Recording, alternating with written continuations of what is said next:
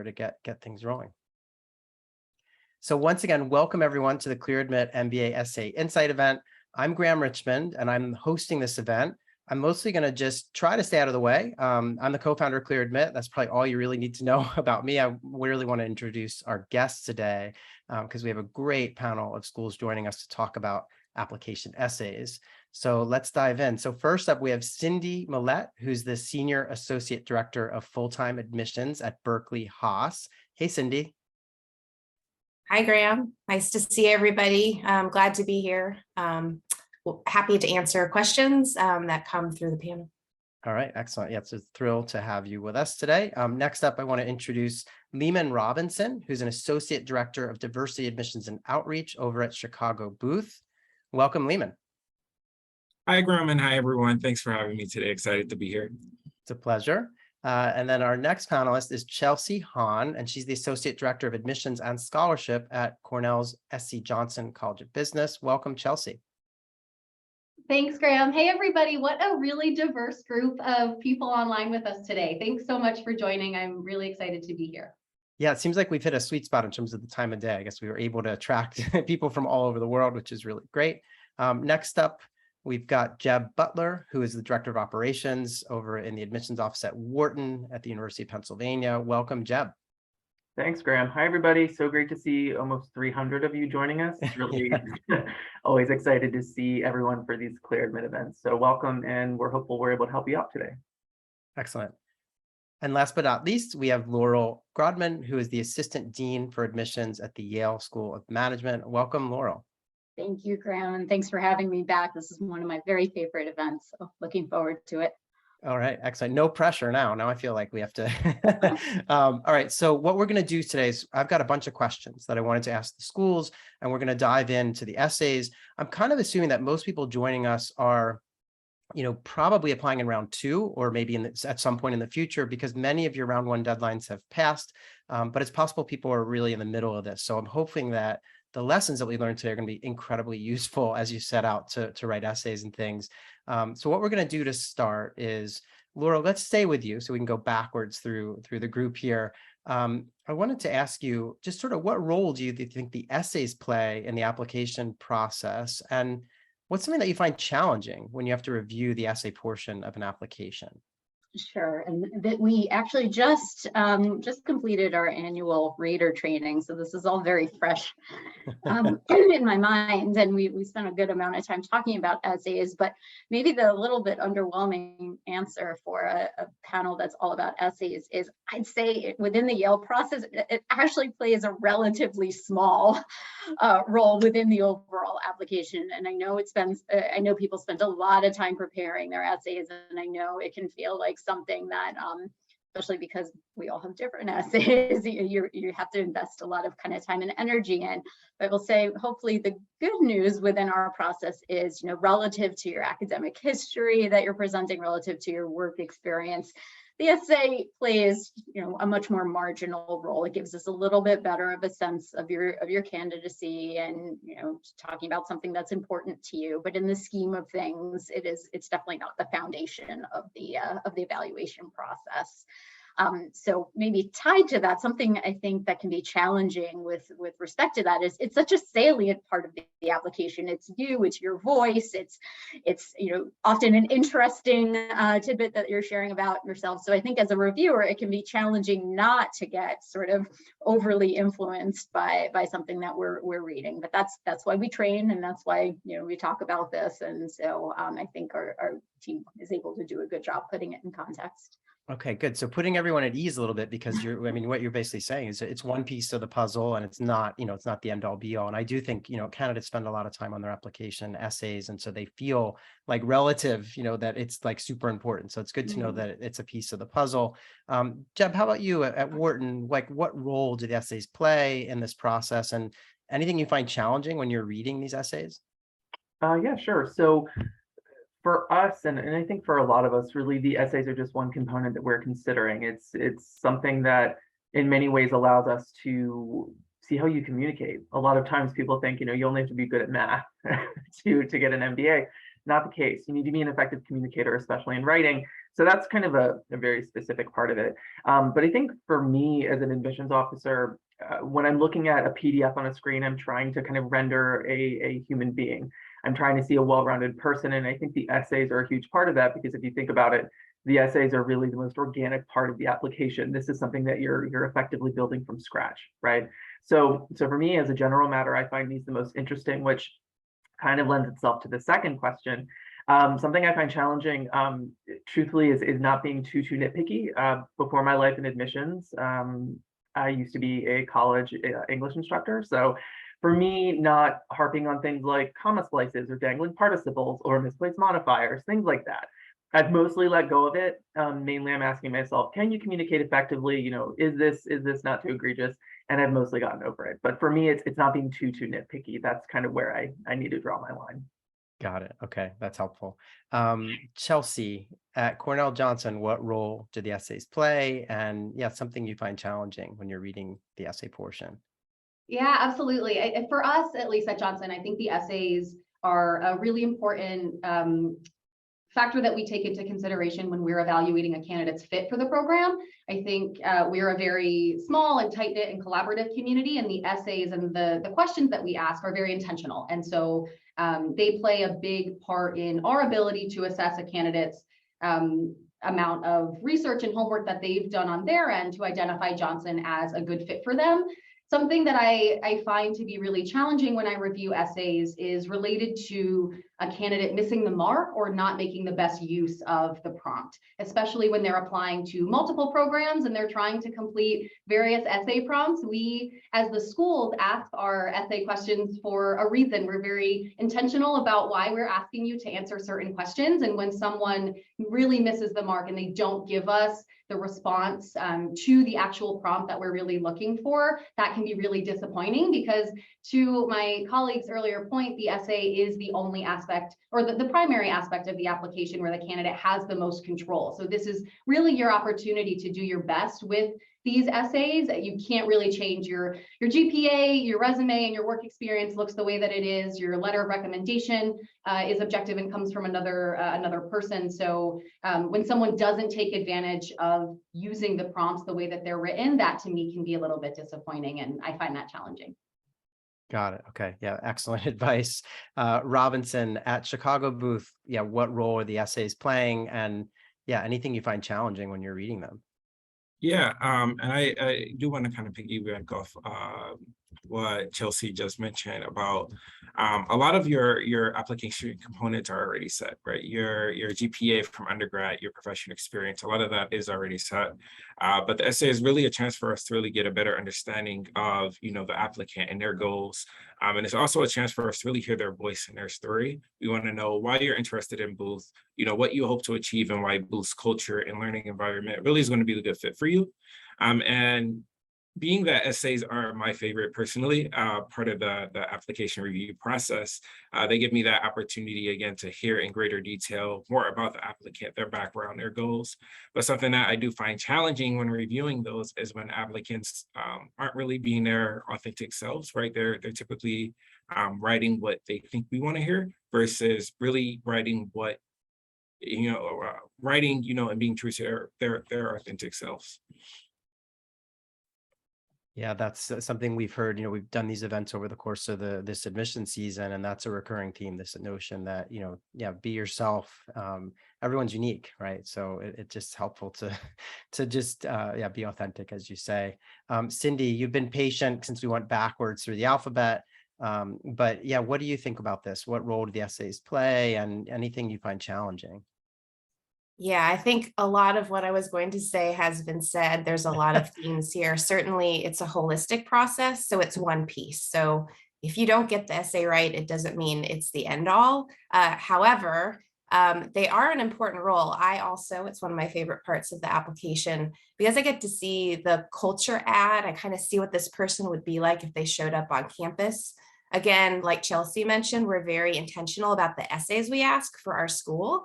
And so I think it's really important to kind of take a step back and be authentic and be who you are. Have someone you know really well take a look at your essays and see if they really do align with who you are as a person. And then the challenge I find, again, is if people don't answer the question directly and they say something that isn't really adding value to their story or their application. And so I want to find out, that's kind of a missing link for me. And so sometimes what that means is maybe we invite someone for an interview because all the other aspects of the application are strong, but I want to see that in the interview. So there always are other ways to kind of learn more about someone, but I will say that that can be the missing link for me, probably because as a committee, we really do look at that story and what people are able to add to the community. Got it. Okay. Yeah, I appreciate you all weighing in on this. I mean, one of the things that I was thinking might come up was this idea of, when I read files, I hated when I had to play detective. Like if someone's essay, if something wasn't like easily understandable in terms of their timeline or what they were doing and where, if it didn't like really match with the application data form or the resume, that was always like pet peeve. If I had to leave the essay to go and like dig out some detail in order to understand the story. So I see some nodding heads, so hopefully that's okay advice to give as well. But let's get into some of the school specific stuff. And I think we're going to start with Cindy. So Cindy, what we've done here is we put your essay questions up on screen. And just so everyone knows, as we go through this, if a school has many essays, there'll be a couple of slides. So if you don't see one of your essays, panelists, it's because it's on the next slide. But in any event, what I wanted to do here is just have you pick one of them and walk us through sort of how the committee created this question, what you're hoping that what it helps you to identify, and then advice for someone who's setting out to write this. So we'll take us through one of them. So I wanted to talk about what makes you feel alive when you're doing it and why. This is a question that actually came out of a staff meeting that we had, and it was an icebreaker question. And I had been working with this team. We as a team had been working for a while, but when we said this question, it really resonated and we got to learn a little bit about everybody. And I think the reason why it's important to us and why we've had it on our application for a few years is it really does help the person kind of step outside their comfort zone and really think about the emotional feeling of kind of what's important to them, their passions, their goals. And so I think that's really important to take a step back and think about that. So I think this also reflects kind of our values of being an authentic leader. A huge part of the MBA program is learning how to tell stories and to kind of think backwards as to why things are important to them and what made them start on this journey. And so that's kind of a way of us thinking about, we want people to be able to think about that response of what really is something that they're excited about, something that they're going to do when they come to campus. And so I think it's also a time to take a risk. So for example, when we did this question, what came up for me, even though I didn't really think about it before, was live music was really something that made me feel alive. And it's not something that I had thought about before, but it was a story that going backwards as to how I played the violin when I was growing up. And so thinking about creating a piece of music was very important to me, and then performing it. And so I think that this was a way in this question that you can take a step back and think about the why. So that's what's really important. And that's my tip for doing that question is take a step back, think about maybe as an icebreaker, what's that important thing that makes you feel alive? And then move backwards as to why. Write it out, have someone you know very well take a look at it, see if it rings true for you. You might have to do a couple iterations, but that's my advice. And that's kind of the story behind why we've had that question for a few years, really kind of getting at that authentic self and the why. Okay, yeah, I do like this question. I mean, it's a fun question. It does feel like it's really a chance for the candidate to maybe share an element of their background that isn't sort of jumping off the resume kind of thing. So, obviously, I guess you could be an accountant and indicate that you feel alive while you're, doing spreadsheets. That has definitely happened. It's true. Yes. Yeah, but yeah. So I did want to ask about the other question, because this question, and I know this year's candidates don't know it, but this question existed last year, but in a kind of different format. It was a much longer question, and it seems like sort of simplified this year. And so I don't know if you just want to tell us like, what's the goal with this question, and Yeah, how come you sort of changed it? Because before there was a whole section about what are you hoping to develop specifically to be a better leader. So yeah, tell us a little bit about this one. Yeah, so every year, admissions committees will look over their essay questions and see if they really are written the way that, in order to have a response that we're really looking for. And you're right, Graham, that's exactly what we did. We decided, what, the first part of our question was really, I think it was the definition of successful leadership has evolved over the last decade and will continue to change. So what do you need to develop to become a successful leader? So we kind of took away our, I guess, statement of changing leadership. And then we still are looking a little bit for how you want to develop as a leader. So that self-assessment. And we always have a leadership essay. And this one in particular, we just decided to kind of cut it to its core and say, well, what kind of leader do you aspire to be and why? So it's really thinking about what are those leadership qualities that you admire? And then what are those strengths that you have, maybe areas of growth, and why you want an MBA and why Haas would be a good place to come. So we kind of just decided to get to the core. And instead of saying what we kind of that problem statement of there's changing, evolving leadership styles, so tell us about that, we decided to kind of leave it on the candidate to tell us a little more about what that means to them. Okay. Yeah, excellent. Good advice. I think that helps someone who's navigating this. I did see some folks are posting questions. I just wanted to remind everyone that while we won't take questions live during the session, at the end, each of our panelists is going to break off into a private Zoom where you can all go and ask your questions. So hang in there if you have specific questions. You can get answers at the end of our session in those individual breakouts. Let's move on and talk with Robinson about Chicago Booth's essay questions.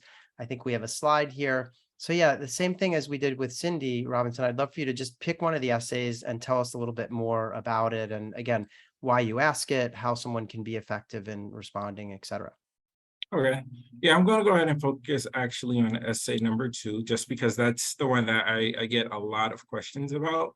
The first question is pretty straightforward, connecting, your why MBA, why Booth, and why at this point, essentially. The second question is really not meant to trip people up, despite, it's being vague, but it's very is essentially the chance for applicants to really fill in any gaps and give us a chance, again, to really get to know more about the applicants outside of the professional setting. And again, it's asked in a vague manner just because applicants can share something that, they may have not been asked in other parts of the application. And reviewing applications, I really do see a wide sort of like variety of answers to this prompt, ranging from applicants talking about, hobbies or passion projects, that they're excited about, such as, running, volunteering, to, maybe more substantiated, experiences. Maybe they're working on different, entrepreneurial ventures that they've started, and this prompt, it's really a wide scale on, how you can answer it. And I see a lot, again, the wide scale for, all the, successful candidates, excuse me. Now, when thinking about this essay generally, I do recommend that applicants really reflect and take some time to really think about, those interests and those experiences that they've had, not just the good ones, but also, some that may have been a bit more challenging, and really consider how those have helped shape you and your life up to this very moment.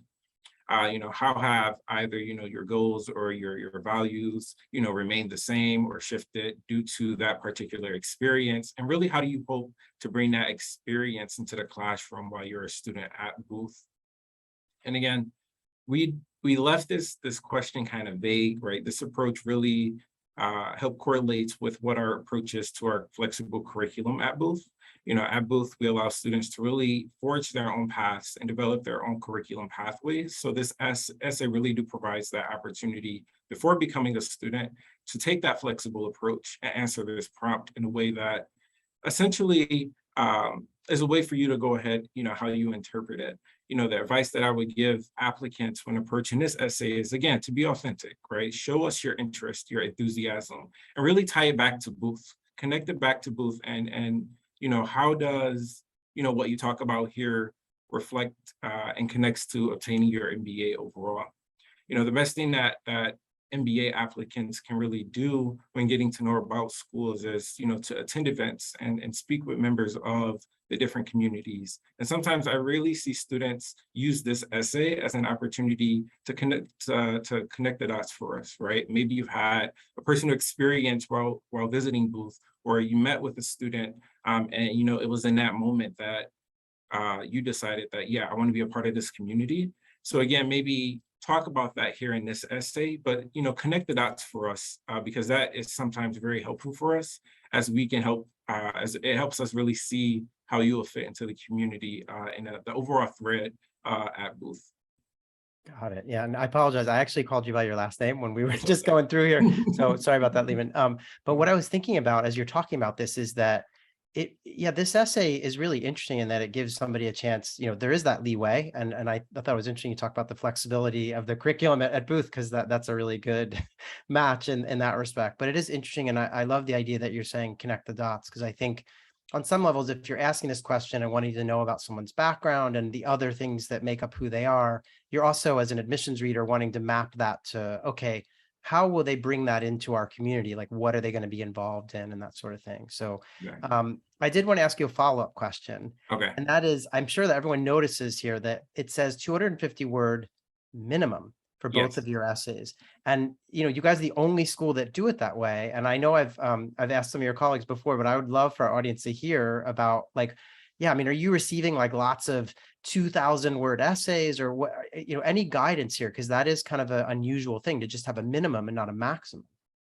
Yeah, so the word minimum is essentially created to really help the applicants, really help themselves. So if students decided to submit just a few lines to answer the prompt, that may or may not provide enough context for their application. But with the word minimum, it does require the applicants to put a little bit more thought into their response. Now, we don't receive many 2,000 plus word essays, but we do have some applicants who are able to answer their prompt in about 250 words. And then we have applicants who are a little bit more robust in sharing their interests and their experiences. And we don't want to limit folks really when getting their thoughts across. So when working with applicants, my piece of advice is to always be sure that you're addressing the prompt, number one, but also remember that you are applying for graduate school. So really trying to keep it as concise as possible while also answering the prompt. So while you're not restricted to how many words you can write, keep in mind that, the more concise, the better. And I recommend also, one last piece of advice there, I would recommend, giving your essay to a trusted friend, a trusted advisor who's helping you throughout this process without the prompt, right? And seeing if they're able to guess what that prompt is based on your writing response. Yeah, that's interesting advice. Yeah. I will say, someone who's read files before at a business school, your advice about, concise, being good is I appreciate that one, because when you're reading a stack of files and someone, you get to the last one and you think that's all that's between you and the end of your workday, and then it's, 2,000 words or something, that would be challenging potentially. All right, so let's turn to Chelsea and learn a little bit more about how things are done at Cornell. Take us through one of your essays or short answers we have here as well, because you have some interesting short answer questions, and just take us through one of them.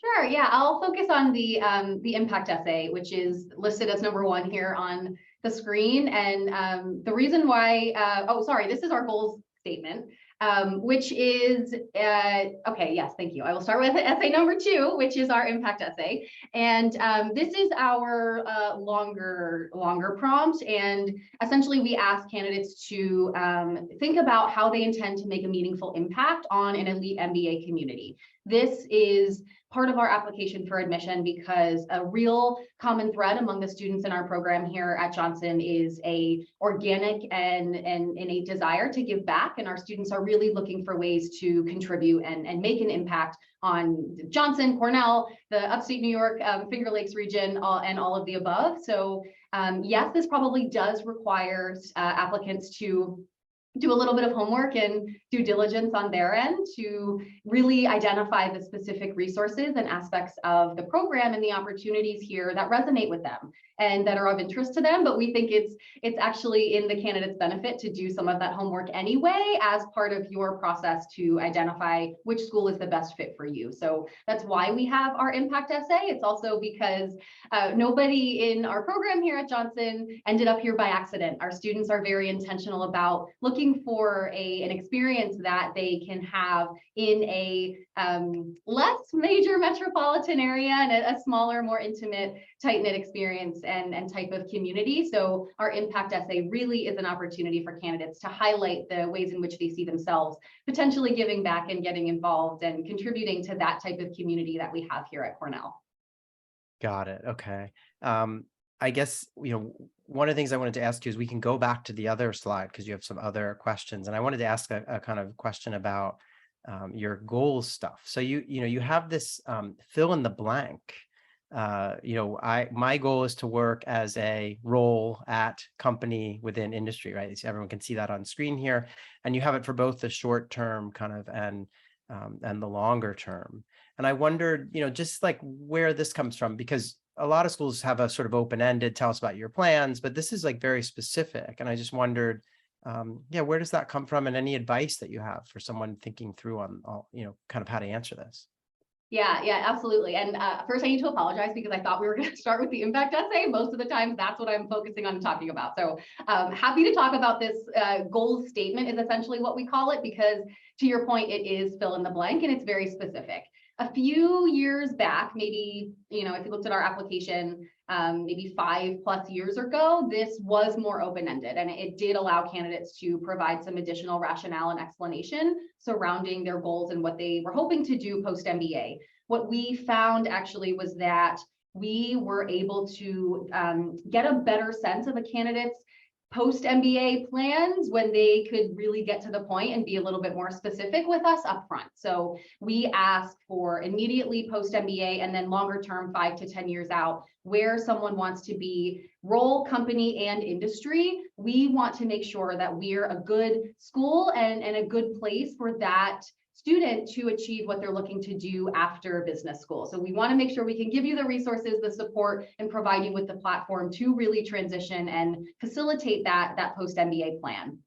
We do also allow applicants to submit a little bit more of an explanation. There's a question there at the bottom that says, how has your experience prepared and encouraged you to pursue these goals? The reason why we ask that is because we are so specific in those fill in the blanks, we like to give candidates an opportunity to tell us where they came from, especially if they're really a shift or a transition from someone's current background and what they've been doing professionally. So where did these come from? Is this a personal passion of yours, or did this stem from something that you did in undergrad? Is it a side project or an entrepreneurial venture? And sort of how did this come to be? We don't really need to talk so specifically about plans for recruitment or a plan B. I get that question a lot. We can talk about that later in the admissions interview, but we want to get a sense very specifically for at least your plan A. And if they change later or there's a plan B or a plan C, that's totally fine. And I think that's great, but give us your best sense right now for your ideal post-MBA plans.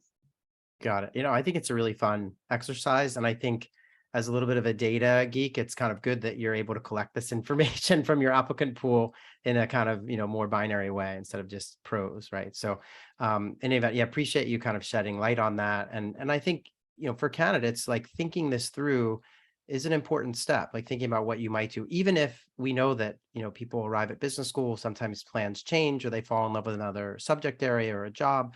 That's fine, right? But it's just, I think, a really good exercise to think through so that if you do pivot when you get to business school, you know what that process is like of thinking about role, industry, target companies, and so on. So appreciate you shedding light on that, Chelsea. Deb, let's go to you and talk a little bit about Wharton. We've got a slide here with your essay questions. So if you can, take us through one of them and tell us it's the origin story, if you will, and what you're looking for. Yeah, sure. Happy to. So I'm going to focus on essay number 2, the one in which we're asking you to think about how you're going to make specific, meaningful contributions to the Wharton community. For us, it was really born out of kind of the ethos of Wharton, which is kind of predicated on teamwork, right? We really feel that individual success at Wharton is predicated on team success. That's why we have, our interview is a team-based discussion. That's why we have learning teams at the beginning of your experience with us. So it's really all about the community, and we really want to ensure that we are bringing in folks as a general matter who are looking to make an impact, who are more givers than they are takers, who really think about their MBA experience as one that is well-rounded. Yes, everyone on this panel, we can all agree we're academically rigorous, but the MBA experience goes beyond that. I think extracurricular and kind of civic, volunteer engagement, et cetera, I think that really informs in a meaningful and substantive way how someone develops as a leader and how they see those around them. Especially for us, we're located in University City, and I think for a long time, the Penn community had kind of not the best town-gown relations, especially with U City and West Philly.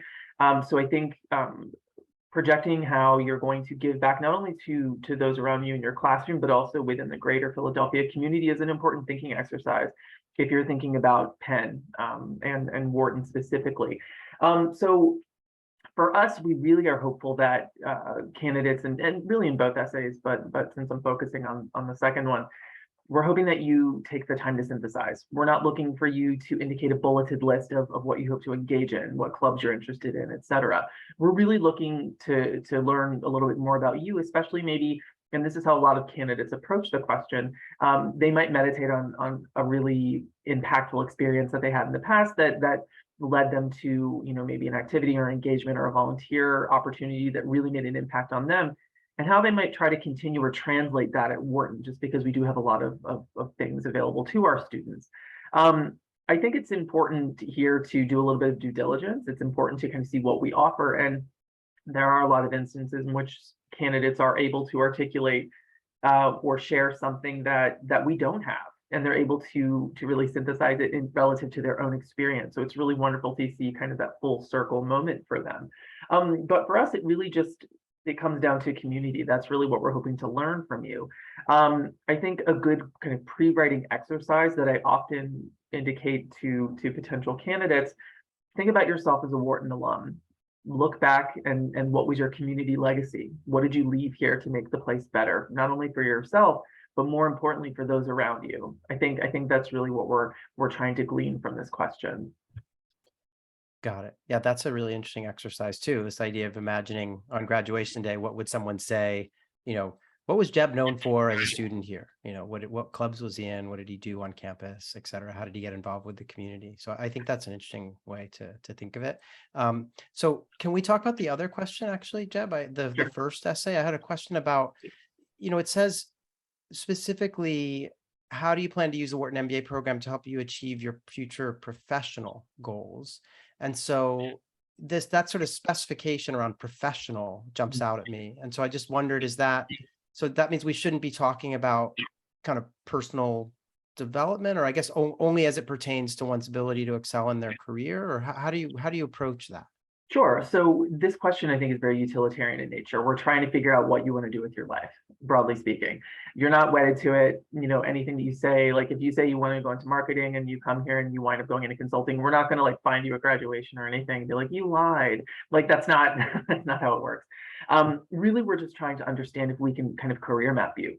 I don't think any of us will shy away from the fact that MBAs are expensive in terms of time, money, effort, et cetera.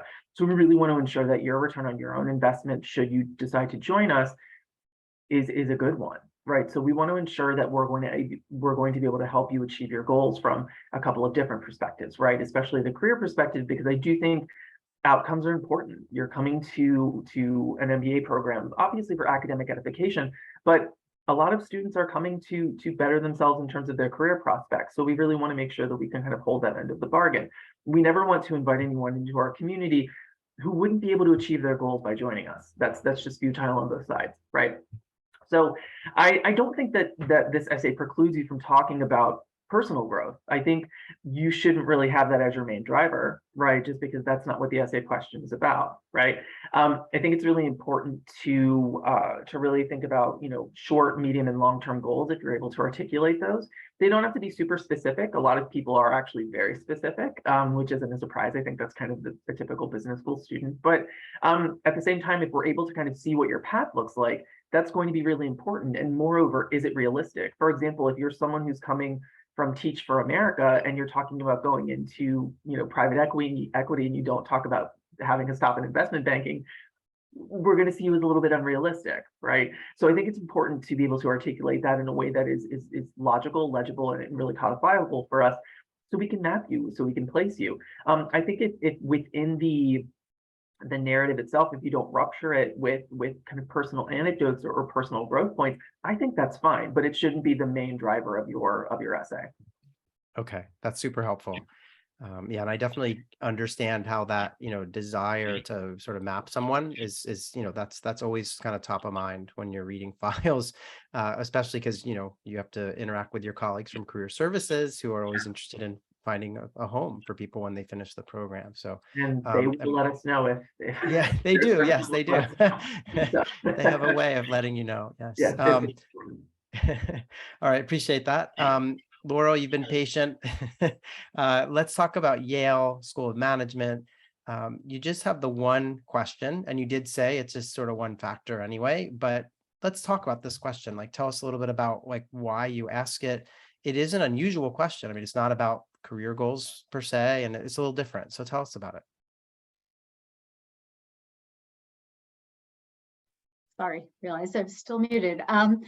So as you said, we have just this one question, and we've been using it for a while now, but I'll give you a little bit of the origin story here. So we developed this question in collaboration with Amy Rosnowski, who's a professor of organizational behavior and one of the lead faculty members in our core leadership courses at Yale SOM. And Professor Rosnowski has been a great partner with the admissions team more broadly in helping us connect our application to some of the traits that we're looking for within the admissions process. And her research is focused on finding meaning in work and the experience of work as a job or a career or a calling. So lots of interesting stuff that is definitely relevant to the application process as well.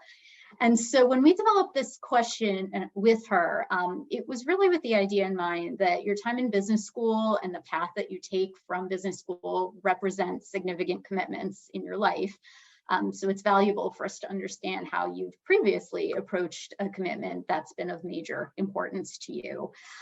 In the SOM evaluation process, we're very focused on behaviors as being predictive of future behavior, so past behavior being indicative of what you'll do in the future.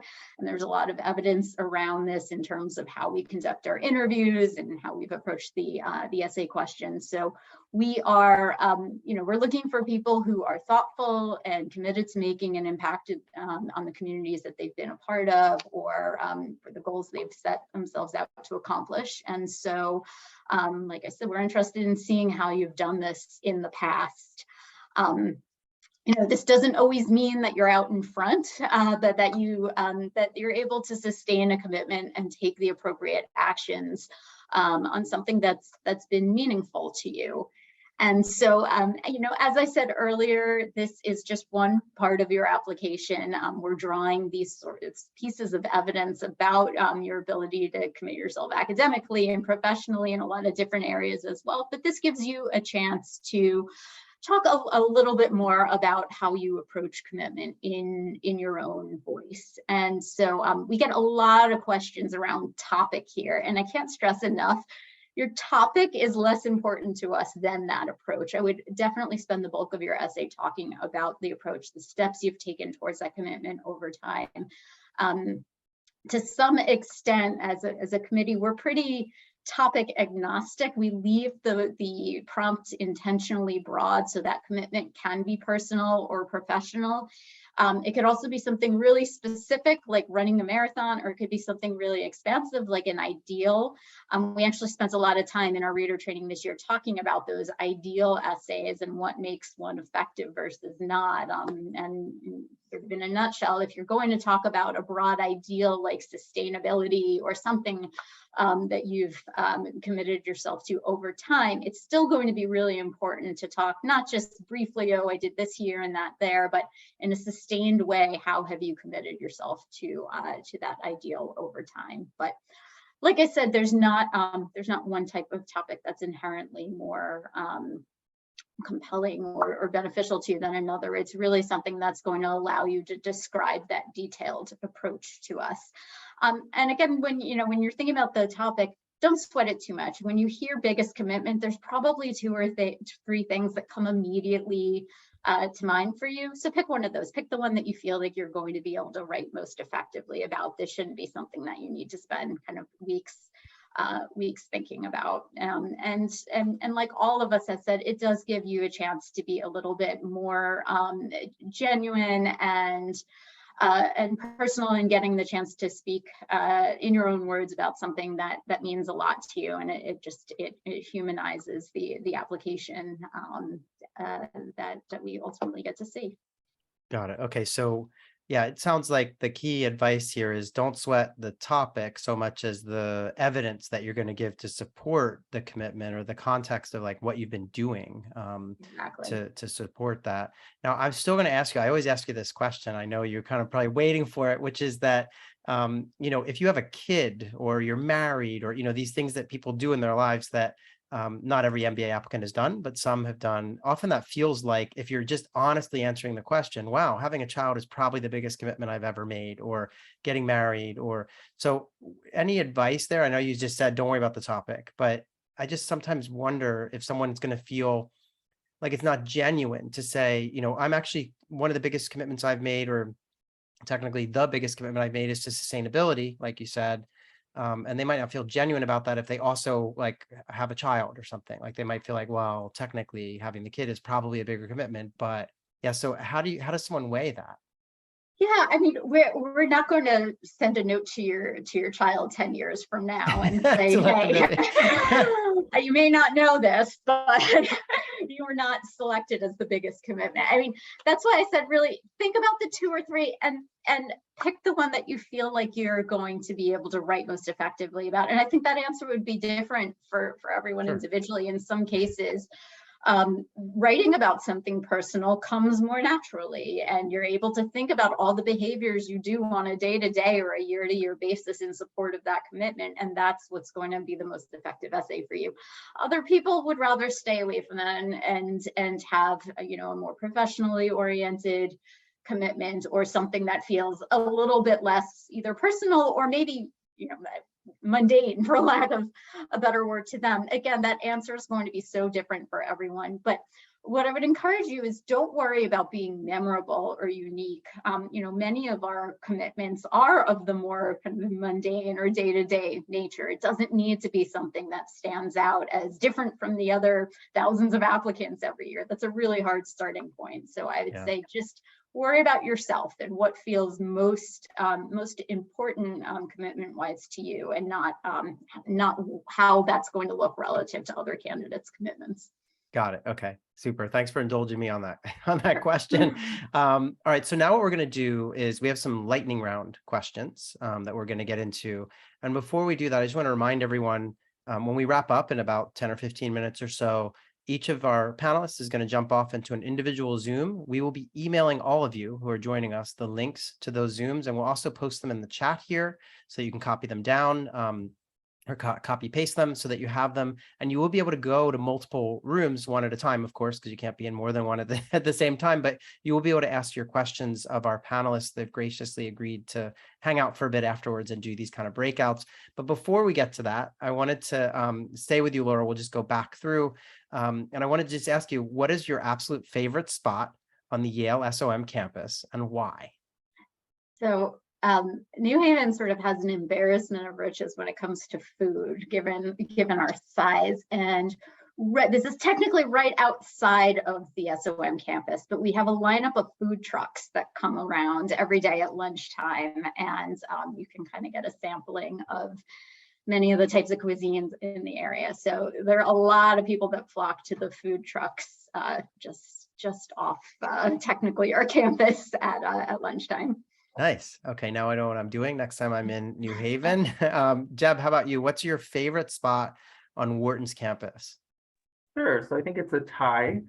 Probably Huntsman Hall, because that's really the nucleus of the business school. But more specifically, when we're in session in the summer, it's lonely. But when the students are there, you can really see the pulse of the energy. It's really just fascinating to see so many people navigate one building. And there's a Pret there, so I can get coffee. So that's helpful. And then the other is a bench that is shared with, when you sit on it, with a statue of Ben Franklin. And it's a really nice place to sit for some quiet and to people watch on Penn's campus and just be alone with Ben. Yes, I know that bench. It's like right between Huntsman and Vance, and Yeah. that's and I think many people who visited Penn probably know that bench with the statue of Ben Probably Franklin. tag themselves on Instagram with a photo of it. Yes, exactly. All right, Chelsea, Ithaca, anything? I mean, you have an embarrassment of riches when it comes to the natural environment, but what's your favorite spot on campus at Johnson? My favorite spot on Cornell's campus, if you've come to visit, this is probably the Cornell or Ithaca. This is probably not a place that you would have found organically or naturally, but Cornell has a really beautiful 6-story art museum centrally located on campus. The 5th floor has full panoramic windows, and you can actually see the full length all the way up Cayuga Lake. It's a like 60-mile lake, and then you can see all of Cornell's campus down into Ithaca, and you can actually see Ithaca College on the other side of the hill. They have really nice couches and benches there. So if anyone in my building or on my team can't find me, chances are I'm up on the 5th floor. So if you come to Cornell or Ithaca, the art museum is free. It's open 7 days a week. Head up to the 5th floor and you'll likely find me sitting up there. Got it. All right. Now, I was not told of this when I was like on campus, so now I'll have to come back to see that. Make a trip. All right. Levin, how about you? What about Chicago booth? I know I see your backdrop is the amazing building that you guys have, but maybe what is your favorite spot? Yeah, actually, it is this spot actually within the Harper Center where booth is located. I think that the Harper Center, the Winter Garden in the Harper Center is the collaboration kind of like go-to hub. It's where the booth community really comes together. In my personal opinion, whether I'm walking into work or I'm leaving out, at the end of the day, you see the students together, they're studying, they're collaborating, and they're laughing, right? And I think that is a big highlight of, what you can expect to see in the classroom. So I find it personally enjoyable to sit out there and work during lunch and just, again, be amongst the students and really, see the environment. Because I can't sit in on, the classes with them, Right. but really being amongst that space is kind of a big reminder of why I do this work. Yeah, it is a great space, and it does. Yeah, there's always a lot of collaboration happening. All right, so Cindy, based on your comment about live music, I was thinking you might say Amoeba Records or something in Berkeley, but let's pick a spot on campus, maybe. Yeah, it's tough. I was going by the business school campus, and so right across the street we have the Greek Theater, which has live music, so but next to it is the stadium, which has a beautiful view. But I'm going to go on to the business school campus and the 6th floor of Chew Hall, which is our newest building. And if you go to the top floor in Speaker Hall, that's where we have a number of our events, like our new admit weekend and a number of other speaker opportunities. And it's kind of nestled in the forest, which is kind of interesting. And then you can go out to the deck, and it has some seating, which, similar to what Chelsea was saying, is kind of like my place to get away. You can kind of go up there and sneak there and sit in the sun. And you get a view of the Campanile behind me, and then the entire Berkeley Bay, and then San Francisco. And so beautiful sunsets there as well. So that's my favorite place to be. That sounds awesome. I'm glad we asked this question this time because it's a new question. We haven't asked this one before. So it's a fun way to get to know your campuses a little bit more. All right, Cindy, let's stay with you for our next lightning round question, which is just, do you have a piece of non-essay advice for candidates that are interested in Haas? So I know we've spent all this time talking about the essays today, but any other advice you would give? The only other thing that I would say, in putting together an application, there are so many resources that we have that are available to you. I mean, obviously coming to an event like this, but if you go to our website and you look at the events, we have Q&As with admissions. We have one-on-one advising sessions for you to meet individually if you want to talk about one aspect of your application. We also, important, I think, in the process is talking to students. And we do have our Haas student ambassadors who do information sessions weekly. And so that's another event that you could go to. So we also do host application prep series, which goes through each part of the application process. So I think those are all resources that you can find for us and for other business schools. I always encourage people to go to as many events in order to help them learn and put together a strong application. Okay, yeah, great advice. Lehman, how about you? One piece of non-essay advice for candidates looking at Booth.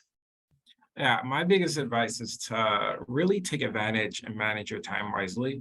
Like Cindy mentioned, we also offer a ton of resources available to help you prep the best application. Put your best application forward. And it is a time-consuming process, right? Applying to schools, managing work, and your day-to-day activities, and you can get behind a little bit, right? But if you're managing your time, and I recommend starting as early as possible if you're applying during that cycle, even if you're applying round 2, for example, if you're starting now, chopping off a little bit day by day through the deadline will really do wonders. Many, if not all of our applications ask for general demographic information. So that's something you can take care of while you're watching your favorite TV show. Like, again, something small that you don't have to wait until like the week of the submission deadline to take care of. But again, you don't want to sit there and be panicking. You want to make sure that you feel like you're in control.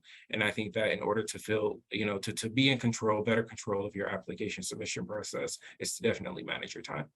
Okay, yeah, good advice. And I think just to add to that, I think, yeah, logging in, creating your account in all of these schools' online applications is important. I mean, I know people tend to focus on getting word out to their recommenders and working on the essays, as we've discussed today, but it's important to log in and look at the application forms. And as Lehman said, don't leave them for like the week before the deadline, because many of you are asking for a fair amount of additional information, work experience, transcript uploads. I mean, there's just a lot of stuff to put together. So chip away at it and don't leave it for the end.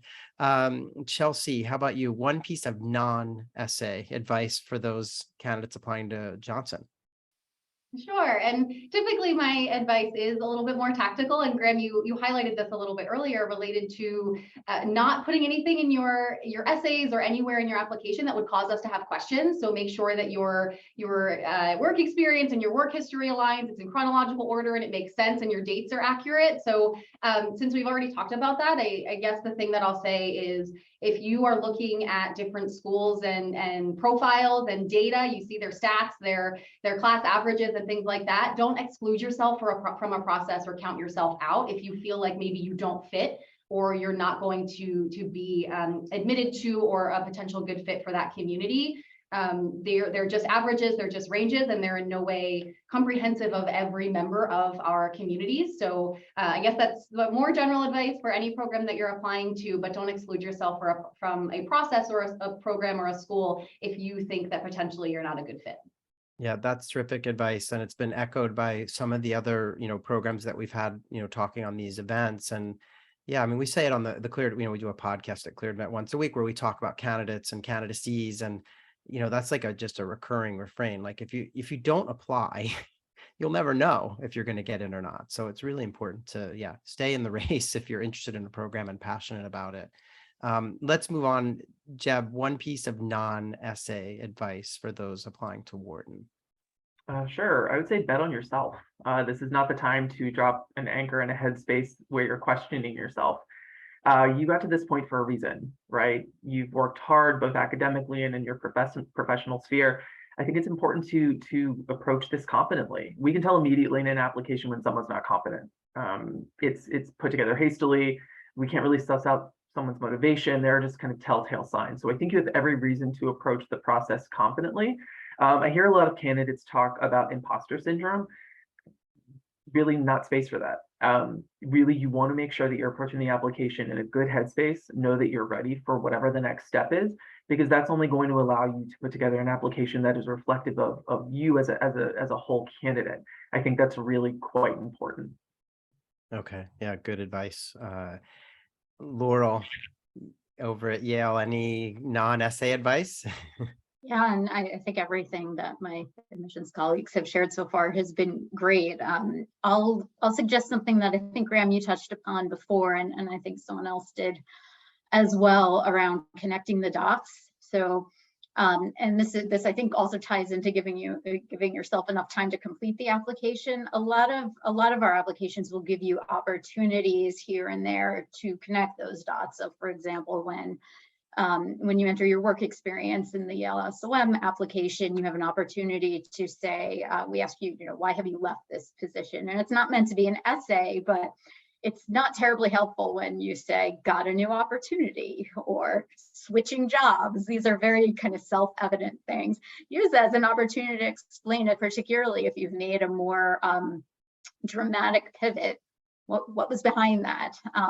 We ask for if you've had a gap in your work experience for 3 or more months, to just tell us what you were doing. It doesn't mean that it's inherently bad that you had a gap, but rather than giving an admissions officer the opportunity to kind of dwell on what we don't know, the more you can give us and the more you can create that full kind of picture from basically what you were doing from college onwards, the less that we're going to, focus on, what we don't know. Got it. Yeah, that's terrific advice. And yeah, we've been talking a little bit about that, this idea of, you don't want them to have to play detective, and you don't want to miss these opportunities to sort of connect the dots, as you say. We have one more question. I know we have just a couple minutes left, so we'll just go really fast on this one. But in honor of Berkeley's question, I thought it'd be fun to ask you guys this. So Laura, let's stay with you. What makes you feel alive? I feel like such a dork saying it, but the first thing that came to mind, so I'm sort of a thrill junkie. I love roller coasters and things like that. But the more tame version of that I've been really into in the Northeast are alpine slides. Wow. Okay. There you go. So what makes some fear for their life actually makes the Laurel feel alive. That's good. Okay, Jeb, how about you? Something that makes you feel alive?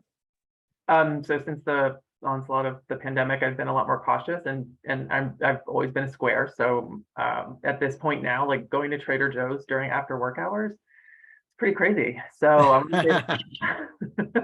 all right. Chelsea, how about you? What makes you feel alive?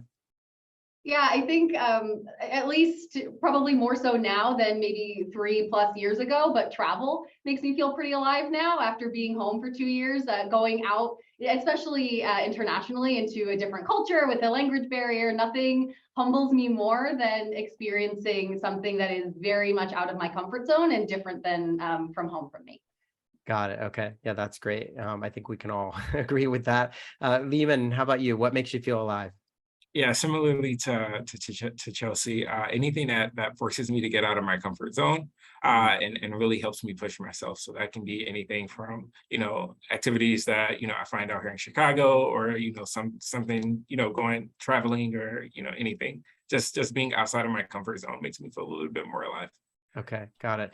Now, Cindy, this isn't really fair because it's your program's essay question, and we now know that it was actually something you guys were doing amongst your admissions team, I guess, to get to know each other. But so you must have a great answer, or at least a prepared answer, right? What makes you feel alive? I think I mentioned it before, but live music is certainly something that I'm excited about. And I will say that when this question was developed, then COVID hit, and I had really decided I'm going to go see a lot of live music. So I have been starting to get back into it, and it is really fun, just like the travel too. Yeah. Okay. Excellent. So what we're going to do now is I want to thank, Cindy, Lehman, Chelsea, Jeb, and Laurel for taking part in this. I know your time is valuable, so I really appreciate you guys spending an hour with me, humoring me on all these questions that we had for you. We're going to let you guys jump off and get into your individual Zooms, and everyone who's here on the event today, just stay tuned. We're going to give you links to join them, but I want to give the schools a minute or two head start so they can actually get into their other Zooms and be ready to accommodate all of your questions. So I did want to thank all of you for taking part today, panelists. Really appreciate you guys making the time. We'll say goodbye to you, and let everyone stay tuned. We're going to give you the links, but thanks so much for joining us. Thank you. All right, so there go our panelists. Stay with me, everyone. We're going to get you the links. We just, again, want to give them a minute to settle into their Zoom so that when you arrive, they're there and ready to welcome your questions. I did want to give you a quick admissions tip, since I know your time is valuable and we don't want you to just sit here and wait with me. So today's tip is really simple, and it's just that if you're applying to business school in round 2, which, many of the first round deadlines are happening now or have even passed. And so if you're applying to business school in round 2, all those deadlines are in early January. And it often creates a problem with recommendation letters, because your recommenders, if you don't manage them, are going to leave it to the last minute. And the problem with leaving it to the last minute is that these deadlines in round 2 tend to be right after New Year's. And what that means is that your recommender who leaves it to the last minute is going to be writing their letter for you between Christmas and New Year's. And as we know, in many parts of the world, that's kind of a quiet time where people are with their families and they may not want to be writing a letter for you. So if you are applying in round 2, manage your recommenders and make sure that they don't leave it until the very end, because you do not want to submit an application without a letter of reference. It's usually a requirement, and you don't want your recommenders to be bitter that they spent their Christmas or New Year's Eve writing your letter because the application deadline was January 3rd or something. So just a little tidbit there. We're going to get you the links in a moment. We did have one other slide here, just a quick pitch for ClearAdmit Plus, which is a subscription service. It's $9.99 a month to join, and you get a lot of extra content. I know that many of you are familiar with our website and love the content we produce. We've got a lot of extra stuff that you can't see when you just come to the site. It includes 25 videos about how to kind of be effective with your admissions strategy. That's something we call the Admissions Academy. We have a data dashboard that allows you to mine all the data that we have on our website about GMAT scores, GREs, GPAs, how people do traditionally when they apply to these schools, because we have a wealth of data. I think over 60,000 data points are in our system now. There's also a monthly private webinar series that is available to ClearAdmit Plus members, where you get to hang out with me and my colleague Alex Brown, and we talk admissions strategy and answer your questions. And also, if you subscribe to the ClearAdmit Plus as an annual member, you actually get all of our publications for free. So we have interview guides, strategy guides, and things. So I'm going to stop there because I don't like pitching stuff, but I just wanted everyone to know about that. We're going to get you the links now in the chat. You also will get them via email. If you see them in the chat, you might want to copy and paste them into a document on your phone or on your desktop so that you have them in case you want to bounce from one school to another. But our school reps are waiting for you. So please head on out. And I do want to thank all of you for your time. It's been a pleasure hosting this, and I love seeing people from all over the world joining us. So yeah, please come back. We've got similar events next Wednesday and the Wednesday after with a whole bunch of other top schools, including Columbia and LBS and INSEAD. So thanks again, everyone. The links are out. They're in the chat here. So yeah, have a great rest of your day. Enjoy chatting with the schools.